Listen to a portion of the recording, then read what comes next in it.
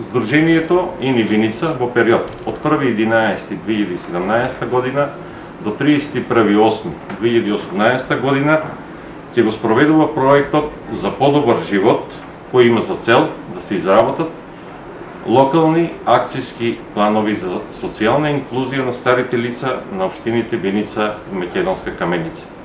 Очекуваните резултати на проектот се изработени и усвоени локални акцијски планови за старите лица на овие две општини и соодветна подигната јавна свест за социјална инклузија на старите лица во Виница и Македонска Каменица. Проектот го спроведува Сдруженијето Ини Виница во рамките на проектот Презими, акција за социјална инклузија на старите лица, кој што е спроведуван од Црвен крст на Република Македонија, а е финансиски поддржан од Европската унија, Австрискиот Црвен крст